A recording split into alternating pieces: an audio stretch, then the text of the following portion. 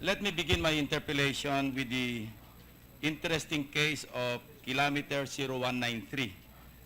Specifically, kilometer 0193 plus 500 to kilometer 0193 plus 600, or a stretch of 100 meters of national road located in Barangay Putlan, Caranglan, Nueva Ecija. Based on the 2016 General Professions Act, page 916, kindly check, 2016 GAA, page 916, under the DPWH budget, there was an appropriation of 300 million pesos for that 100-meter stretch of national road. Meaning, if we go per linear meter, Mr. President, we're talking of 3 million pesos per meter. May we be informed of the status of the project? Page 916, Okay. 2016 GAA, entitled, ito yung heading, Rehabilitation, Reconstruction of National Roads with Slip, Slope, Collapse, and Landslides. I'm interested as you are because doon sa pinakamatangkad kong staff sa opisina, isang hakbang lang yung 1 meter eh. So, let's say 1 gallop costs 3 million pesos. Yeah, we'll proceed. Yes. Mr. President, the regional directors are not here. The USEC for regional operations would want to be certain with the answers. Can we proceed to your next question until such time that they check with the Region 3 director? Then we will promise to address that specific On question the day. because I myself am interested to know how much is it per meter, Mr. President? 3 million pesos. Is that the cost per meter of construction of roads now? Well, 300 million pesos divided by 100 meters, Yeah. it costs 3 million pesos per meter. 3 million pesos per meter Per of meter. per meter, Yeah. not kilometer, Per meter. of roads. Because Of- it's only Yeah. kilometer 0193, between kilometer 0193 plus 500 and kilometer 0193 plus 600 would be 100 meters. Okay, ganito na lang para madali while awaiting the feedback from your regional director. Mr. Mr. President, yes. Tinanong ko po magkano ba per kilometer? Around 20 million. Yes, I know. So per meter is Two-lane around road, Mr. President, 15 million. Yes. Four-lane road, around 35. Okay. Tapos tinanong, di-compute po Six-lane natin. road, around 40 meter, Yes, 40 million Mr. President. per kilometer. So ang isang metro po na kalsada, sabihin na natin 300,000. 300,000. Sabihin mo na ang pinakamahusay, 300,000. Kaya yung 3 million na sinasabi nyo ay napakalayo. Kaya ang hinihiling ko rin pong sagot nila, na tulungan akong sagutin kayo, anong klaseng kalsada ang ating tinayo na naging 3 milyong piso isang metro? That's why I'm asking for specifics, Mr. President. I don't have the answer yet, but Mr. President, is it Daang Maharlika in kilometer 193? It says here that there is a slope protection construction. This is the heading. I the read- scope. I read a while ago for the record the exact heading of the Yes. item. Yes. It's rehabilitation, reconstruction of national roads with slips, slope, collapse, and landslides. You're correct, Mr. President. Kilometer 0193 plus 500 Yes. to kilometer 0193 plus 600. I read that also here, Mr. So President. that's 100 meters. 100 meters. The first question is, what is the status of that project? What is Tapos the na ba ito? status? They're checking now.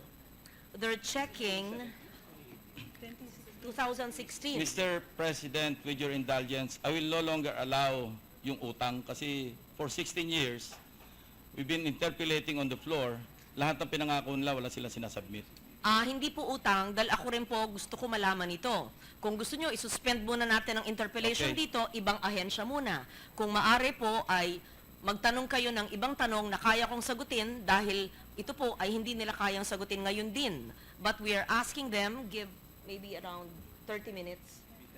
10 minutes Okay. to ask the regional director. Then if we can proceed to another question, then I promise you, we will get back to the answer to this Okay, question. next question. For Yes. this year, GAA 2017, there's another 300 million pesos for the same stretch of road. So that makes 600 million already. Karanglan. Which town Daang is- Maharlika, kilometer 0193 plus 500 to kilometer 0193 plus 600. It's in Barangay Putlan, Karanglan, Nueva Ecija, Mr. President. The same, exactly the same description. So naging 6 million na per meter, Mr. President. Can we proceed to the Okay. next question? To While proceed, they're asking, under the 2018 General Appropriations Bill, there is yet another 300 million pesos for that same stretch of road. Kilometer 0193 plus Yes. 500 to kilometer 0193 plus 600 in Barangay Putlan, Karanglan, Nueva Ecija. So 900 million na po, Mr. President. I am informed, Mr. President, that this is a multi-year project. It's a Dpwh project. I asked whether it was a congressional insertion. I am informed by Secretary Villar that it is not, that it is a priority project of the Department of Public Works. Nevertheless, Mr. President, your question that's is- already 9 million per meter. Okay, Mr. President, they're asking the regional director now the status of the project. Your question is, what is the status? They're asking the regional director. Number two, the cost. I would request them to give me the cost. But clearly, Mr. President, if it's a long, direct, or straight stretch of road, it obviously cannot be compared to a narrow, winding a slope.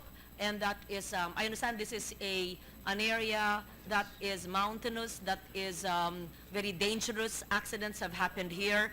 I am not sure Mr. President. whether 9 million pesos per meter is actually a reasonable amount. All It I'm is not. saying is that the cost obviously could not be compared to a national highway, a provincial road, or a straight road. But let me just get the facts, Mr. President, and we will get back to Daang Maharlika. But I understand your concern of the perceived overprice. Slope protections are different. Yes. Mr. President, let's also put on record that slope protection in the construction understand, is Mr. President. also integrated in the costing. I understand, Yes. Mr. President. And slope protection, Mr. President, is measured in square meters and not linear I meters. understand, Mr. President. Yes. In Yes. fact, I had the place inspected. I had Yes. the site inspected over the weekend. Yes. And this is what we found out. No? Within the stretch of 100 meters, I repeat, kilometer 0193 plus 500 to kilometer 0193 plus 600. So 100 meters po ito. It is a completed concrete road, national road in Barangay Putlan. No? From the road itself, there is a 20 to 40 meter slope upward. So madaling compute nito. 20 to 40 meter slope upward.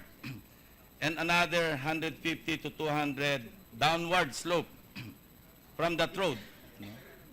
So if we compute, assuming that we compute that area on a per square meter basis and using the high end, meaning 40 meters na yung paakyat at 200 meters na yung pababa.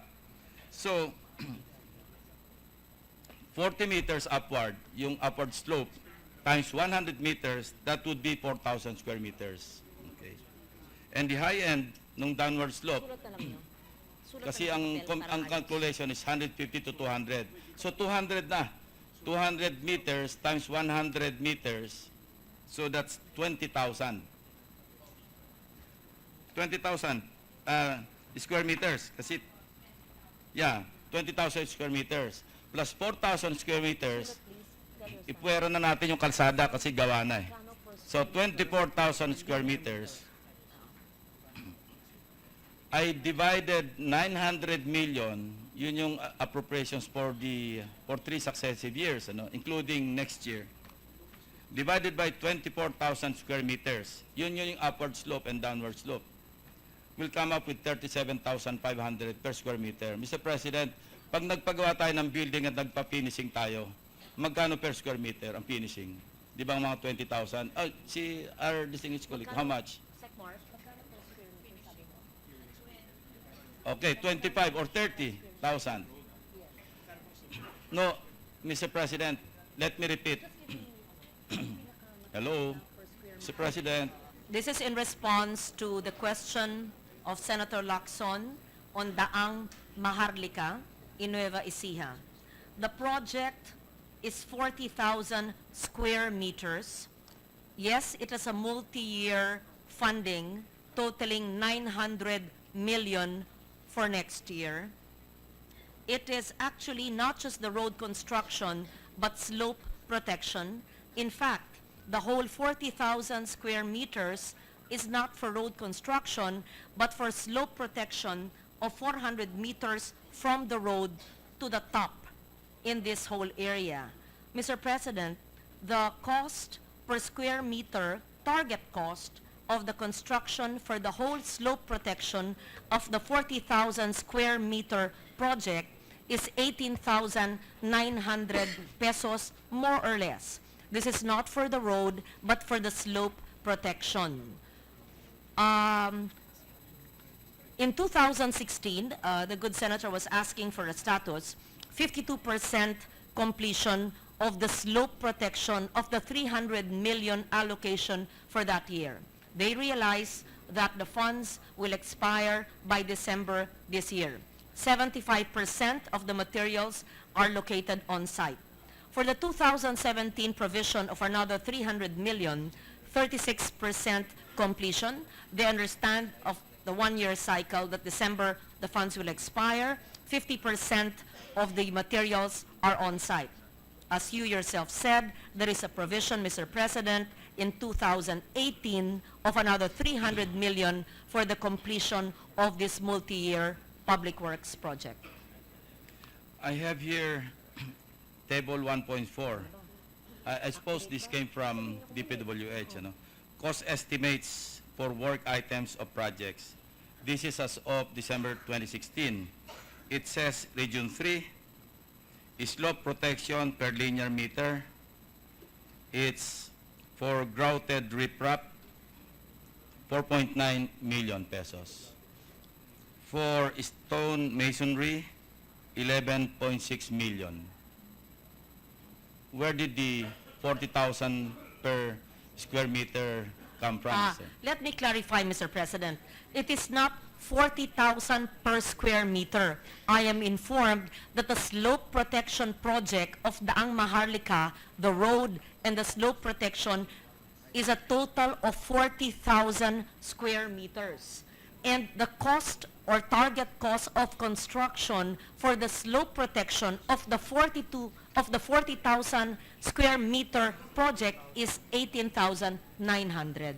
So the cost, Mr. President, is not 40,000 per square meter. So how much? It is So, 18,900 per per square square meter. meter. But the project is 40,000 square meter big. But it is not just the narrow road in this zigzagging area, but 400 meters elevation from the road to the top of the mountain in Caranglan, Nueva Ecija. How about the downward slope, Mr. President? Kasama po yun. So, yung buong proyekto po, sa aking pagkaalam, ay 40,000 square meters at a target cost of 18,900 per square meter. Of course, excluding the road itself because it's already completed. Yes, No? yes. In fact, I am informed that this is really a slope protection project. And Mr. you President. mentioned that it's now 52% completed, meaning the slope, no? The slope protection. Hindi po. Sabi mo 52%. 52% po ang 2016 Yes. allocation of 300 million. Meaning, and 75% of the materials are on site. But 36% of the 300 million of this year's allocation of 300 million. And Not kindly 52% of the whole project, sir, because it's a multi-year project and the third tranche of 300 million will still be provided by next year. Mr. President, they also used a high-strength mesh utilize, which is also quite expensive. I was asking, is this mesh similar to what I know that they see, and I'm glad that they use it? May mga coco wire, coconet, hindi kaya siguro, kaya bakal po ang ginagamit sa high-strength mesh. Dahil sa aking pagkaalam, marami daw mga falling boulders, rocks, because it's a mountainous area. Ayan, yan. Prone to accidents. They actually have photos here, Mr. Yeah. President, of the construction. Matirik. Mukhang matirik na, is this Kalayaan Lumban, the same project? Ah, this is not the project. This is a sample of the mesh, the high-strength mesh. Ito po yung video nung this was taken just over the weekend. Yes, Mr. President. Allow me to put on record also that there is, what are the reasons for the additional cost? There's active protection system, there's a permanent ground anchor, erosion control, hydro seeding, because it is an area that is not, that is a vulnerable area, and they're doing this for resilience. I think we deserve better explanation than that, Mr. President. Anyway, moving on. Next item is yung next item, 3.658 kilometer of road project, kilometers of road project. Phase 1, Baguio to Bawang Road, Camog Junction to Camog, Baningbeng, Barangay boundary section. Si Sherry nawawala na naman. Ang cost po nito is 150 million. Pakipatayo This is under the 2017 GAA. How much does a two-lane concrete road cost A kilometer, Mr. President, costs around 20 million per kilometer? per kilometer. So if the appropriations for this road project is 150 million, divided by 3.658 million, that's 41 million per kilometer for a two-lane road, Mr. President, including right-of-way. That's Yes. correct. I'll show you the how the concreting itself would appear, no, Mr. President. Ayan. Kung motorsiklo po ito, two-lane road. Kung magsasalubong, dalawang motorsiklo. Kasi wala laman yung gitna eh. Mr. President, sabi po ni Secretary Mark, hindi po dapat ganyan ang itsura. Hindi talaga dapat ganyan kasi two lanes. Dapat two lanes eh. Baka po hindi pa tapos. Can we ask the status? Is it a bike lane, Your Mr. Honor? President, I wanted to clarify, is it a two-lane car road or is it a two-lane Looks like a bike lane for me. motorcycle road? Well, it depends. If it's a two... Hindi ganyan ang standard nyo. Mr. President, hindi po ganyan po ang standard ng Dpwh. Maliwanag po sa ating lahat na hindi po mukhang tapos yung kalsadang yan. Can we ask the... Benguet yan, Benguet. Ano po ang pangalan? What is the name of this road that you're referring to? It's on page 801 of 2017 GAA, Mr. President. Can you check please with the Cordillera region? La Union. Is this a Baguio La Trinidad? It's phase Ito, 1, Baguio Bawang Road, o Bawang Road, Camog Junction to Camog, Baningbeng, boundary section. First, Mr. President, There's only one Camog Junction, Mr. President. i-check na lang To with Baningbeng, barangay, Cordillera boundary section. Regional Director. Can you call? Mr. Yes, there's a President, marker. There's a marker. Mr. President, first, indeed, there is such a road project in the NEP and in the GAB. In the 2017 GAA. Correct. 2017. However, the photo is not familiar to DPWH. And they say that there is no such road that they would construct as a two-lane road. In that fashion, the way it is. But, ayan, Mr. President, oh, andyan na nga yung picture eh. Sinong gumawa nito? They're not sure whether tugma po yung inyong tinutukoy at yung kalsadang yan. Kindly show the sign at the junction. Okay, let's move on, Mr. President. Anyway, we'll just request DPWH to provide us the details Yes. of that road I junction. requested them to call the CAR Regional Director. Please, Mr. President. Yes. So, So we that- can... Because what you're doing would help them, indeed, if there is such a two-lane road which is incomplete. That is the intention to help them, Mr. President. Yes. Let's now go to the line item budget with right-of-way payment. Sariaya, bypass including road, including right-of-way, Sariaya, Quezon, 2nd Legislative District.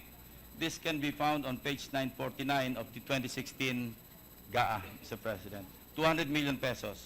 Kindly update us on the status of these projects from the 2016 GAA. Since this is under the 2016 GAA, can we assume that 2015. kompleto na ito, completed na itong project? Okay. This is under the 2016 16 GAA. GAA, yes. In 3 months, the funds will expire, and you want the status of the road? Yes, Mr. President. Okay. Because this is 200 million. Yes. The project cost is 200 million pesos. And there's another 200 million Tayabas bypass, including bridge and right-of-way in Tayabas, Quezon. Another 200 million under the 2016 GAA. May we be informed of the status of these projects, these two projects, Mr. President? Mr. President, Secretary Villar has been to these projects. They're ongoing. It's in an advanced stage of construction. What information do you need about the projects, Mr. Status of the President? project? Percentage-wise? Yes, We percentage. will have to request the regional director. So what's pending in our submission to you would be the Cordillera Benguet Itogon Road earlier with a 2-lane And this- tricycle road. Yeah. And if it's correct, and what's the exact status, and this Sariaya Road, that's 200 million, which is a 2016 GAA funded road. And another 200 million project in Tayabas bypass, including bridge. Mr. President, it would be helpful if you make a rundown of all your questions so that they can. I will, Mr. Call- That's what we're doing now, Mr. President. Okay, then they're listing it down. They will ask the regional directors, and then they can give you a comprehensive report. Itong Tayabas bypass road, according to information, 300 meters pa lang yung nagagawa. And 2016 GAA ito, budget, mag-expire na to in what, 2 months? Or 3 months? 300 meters pa lang yung nagagawa eh. Mr. President, yes, when it's obligated, you know that Yeah, of course. as I well, know. But they that can still the proceed. construction will proceed till next year. Yes. But according to the contractor, malambot yung lupa kaya hindi sila makaproceed. So what does this indicate? Ibig sabihin, walang planning. When you request for appropriation ditong project, hindi tiningnan ng planning division ng Dpwh, ano ba yung dadaanan ng kalsada? So what will we do now? They will make a diversion and it will cost the government more pesos and centavos.